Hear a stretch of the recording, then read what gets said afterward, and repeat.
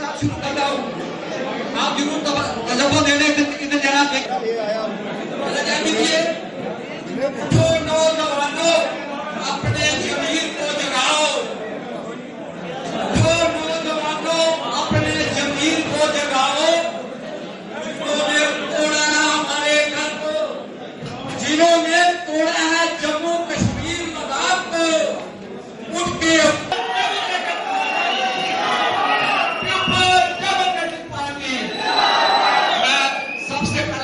बुला रहा हूं हमारे शहर के जनरल सेक्रेटरी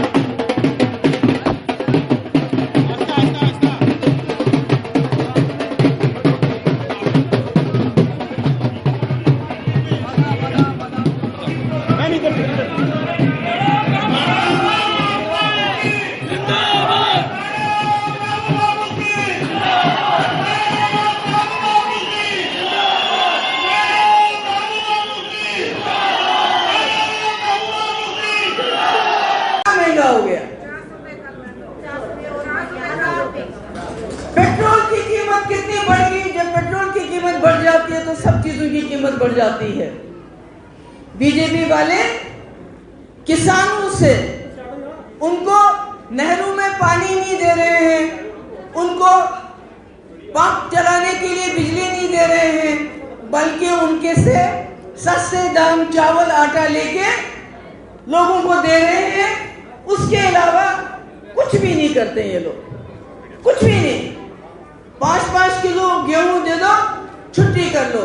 भाई जिस गरीब ने अपने बच्चे को बीए कराई, एमए कराई, 12वीं पास कराया, वो क्या करेगा खाली आटा चावल लेके?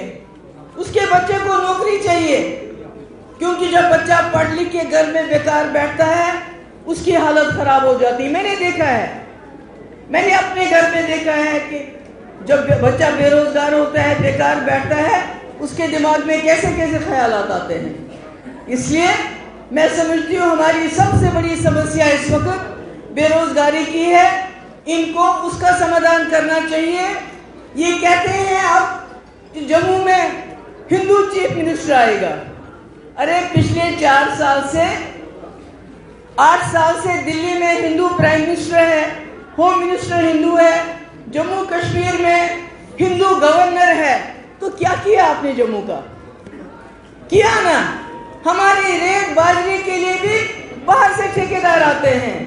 शराब जम्मू का खरीदेगा, बेचने वाला बाहर से आता है, दुकानें बाहर वाले ले जाते हैं। और अगर कोई गरीब अपने टिप्पर में रात को बाजरी निकालता है, से रेत निकालता है, तो पुलिस वाले 10,000 का जुर्माना रिश्वत के तौर पे, अगर वो नहीं होता तो फिर अदालत में जाके उसको 70,000 रुपए देना पड़ता।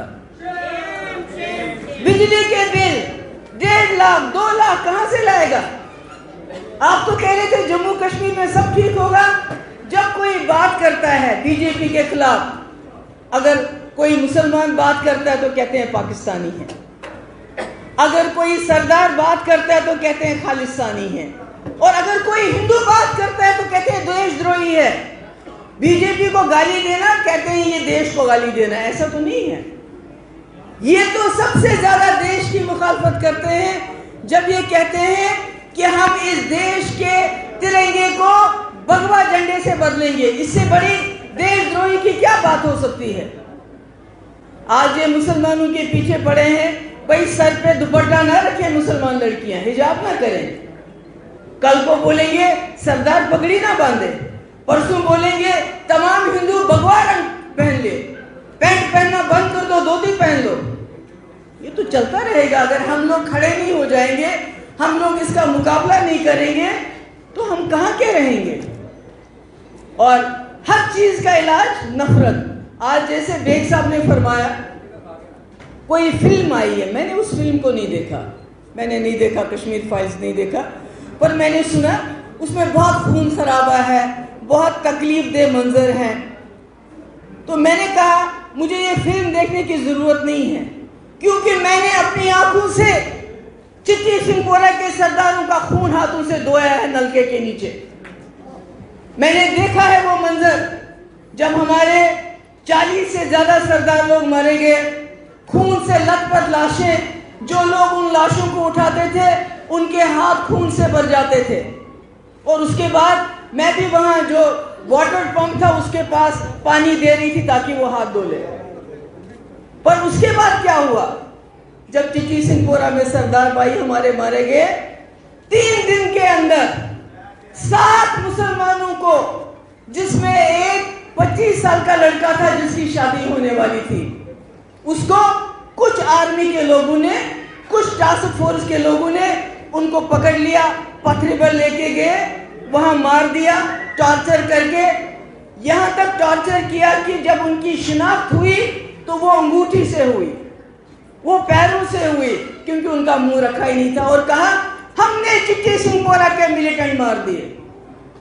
तो क्या हम माने जिन आर्मी के 4 लोगों ने वो काम किया सारी आर्मी खराब है? जिस तरह से हमें कहते हैं फिल्म में कि कश्मीर में मिलिटेंटों ने हमारे कश्मीरी पंडितों को मारा। मैं नादीग्राम गई हूं, मैंने देखा है।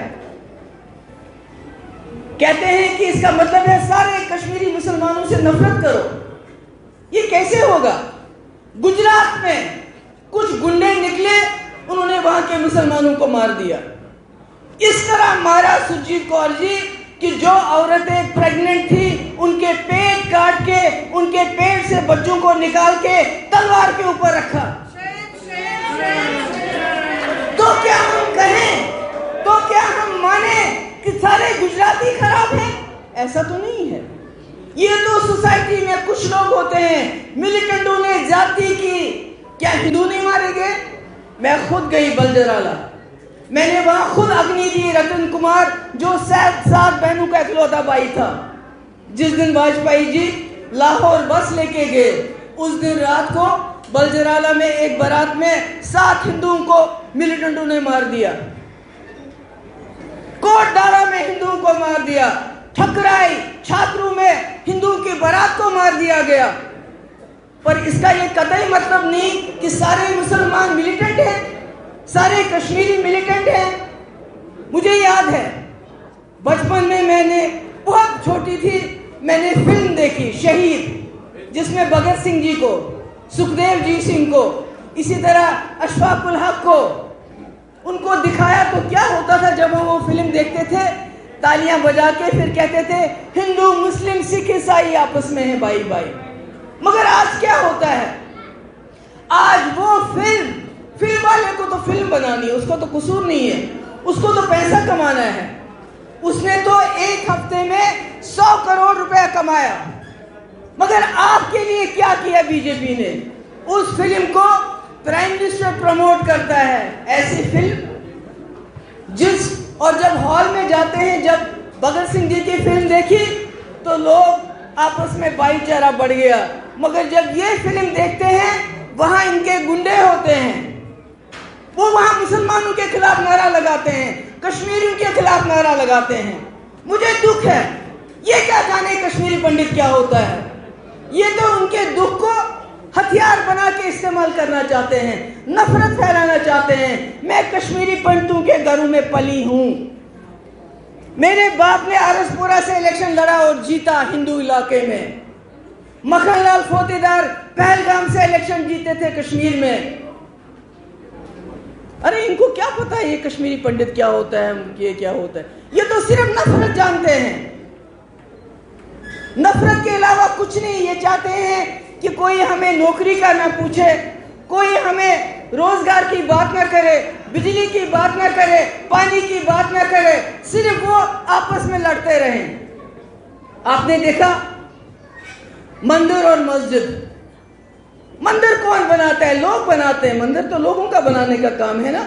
ये तो सरकार को तो स्कूल बनाने हैं, अस्पताल बनाने हैं, अच्छी सड़कें बनानी है, बिजली देनी है लोगों को, रोजगार देना है नौजवानों को।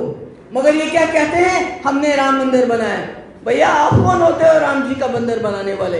वो तो हिंदुस्तान के मुसलमानों ने भी, कल मैं पढ़ रही थी बिहार में एक मुसलमान ने 2.5 करोड़ की जमीन दे दी मंदिर, वो सबसे बड़ा मंदिर बनेगा।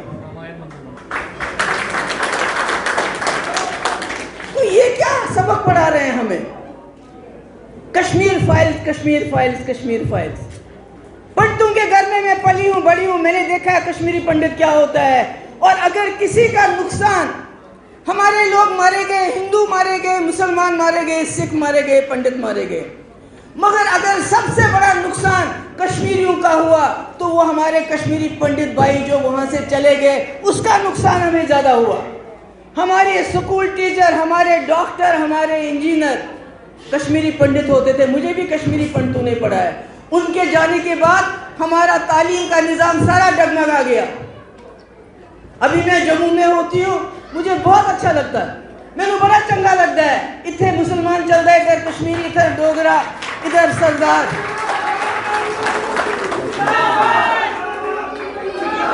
मगर कश्मीर में अब ऐसा नहीं होता है। कश्मीर में हम सिर्फ मुसलमान रह गए हैं।